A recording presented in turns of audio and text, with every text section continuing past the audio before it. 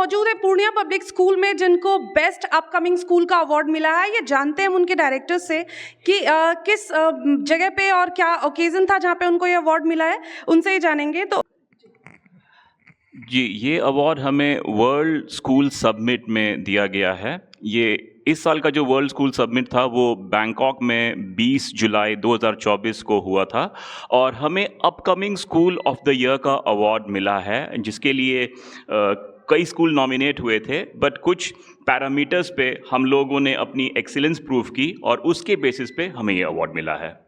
साथ ही मैं आपसे ये भी जानना चाहूँगी कि ये जो स्कूल अवार्ड से तो बिहार से या फिर इंडिया से कितने स्कूल्स गए थे? जी, आप टोटल मान के चलिए लगभग 50 कंट्रीज़ का पार्टिसिपेशन था इसमें। ज़्यादातर इसमें आप मान के चलिए एशिया और अफ्रीका के कंट्रीज़ थे। As far as India is concerned, majorly आपको साउथ इंडियन स्कूल्स थे, साउथ इंडिया के स्कूल्स, नॉर्थ इंडिया के थोड़े से ही थे एंड पूरे बिहार से इकलौता ये पूर्णिया पब्लिक स्कूल था। जी, तो ये एक बड़ी अचीवमेंट है कहीं ना कहीं बिहार के लिए और पूर्णिया के लिए भी कि पूर्णिया पब्लिक स्कूल जो इतना आगे आके और इतने बड़े लेवल पे जो एक अवार्ड मिला है। साथ ही मैं आपसे एक छोटा सा जो कंसर्न है, क्योंकि अभी कई ऐसी चीज़ें हैं जो स्टूडेंट्स के साथ हमारे नेशनल कैपिटल में होता रहा है, तो इसके बारे में भी आप सबसे मैं जानना चाहूँगी कि क्या आप समझते हैं कितना कंसर्निंग है पेरेंट्स के लिए स्कूल, क्योंकि हम जो स्कूल है वो एक प्राइमरी लेवल होता है स्टूडेंट्स का, उसके बाद बड़े होकर बच्चे बाहर जाते हैं और फिर जो घटना होती है इस तरीके की, करंट लगने से मौत हो जाती है या फिर पानी में डूबने से मौत, तो ये बड़ा आश्चर्यजनक और ये प्रश्न करने लायक है कि इस तरीके की जो चीज़ें हैं इसके बारे में आप क्या कहना चाहेंगे?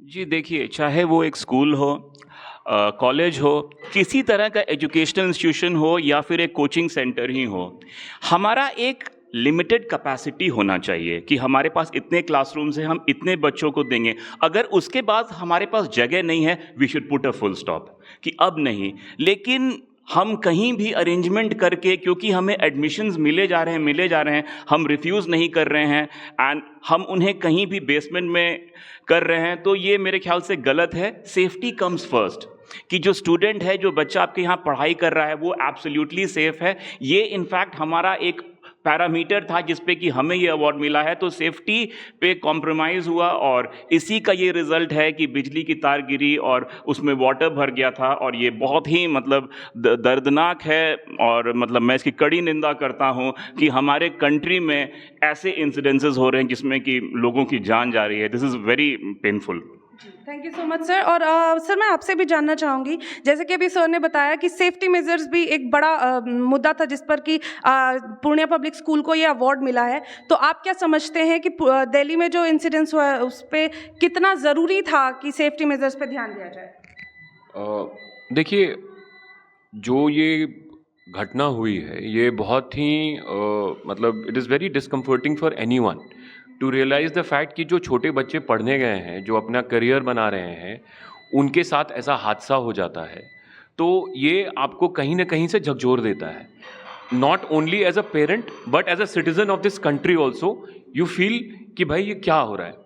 तो आप ये पूछते हैं कि ये हो क्यों रहा है, तो कहीं ना कहीं से सरकार की तरफ से चूक है, कहीं ना कहीं से सरकार अपनी जो कार्यशैली है उसको ठीक से वहाँ पे नहीं कर पाई है।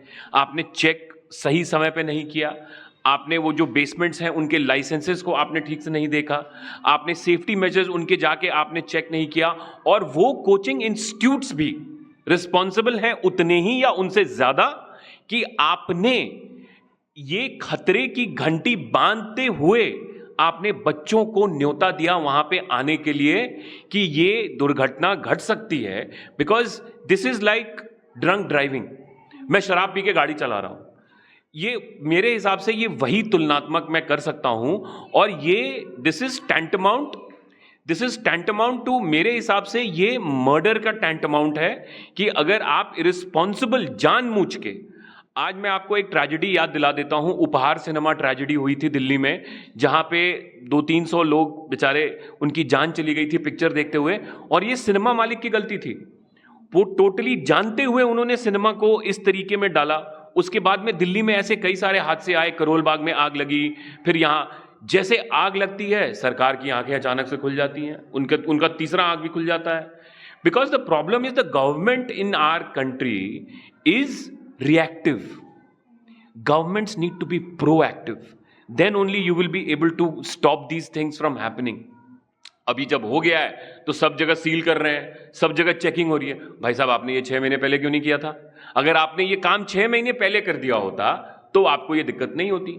आज आप अपने देश में आप कोई भी चीज का लाइसेंस बनाने जाओ, पैसा खिलाओ, लाइसेंस बनाओ, कोई चेकिंग नहीं है.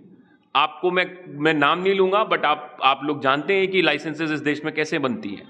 तो जब हादसा होता है तो अचानक से सब कोई जाग जाते हैं कि भाई ये दिखाइए, वो दिखाइए, वो. तो भाई किसी के पास पेपर नहीं है. मैंने सुना कि एक बहुत बड़े कोचिंग इंस्टीट्यूट को भी सील कर दिया गया, उनके पास भी पेपर नहीं थे. अब वो कह रहे हैं कि मैंने अप्लाई करके रखा हुआ है.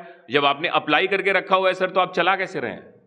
तो you have to understand that it is a complicity of government and these institutes.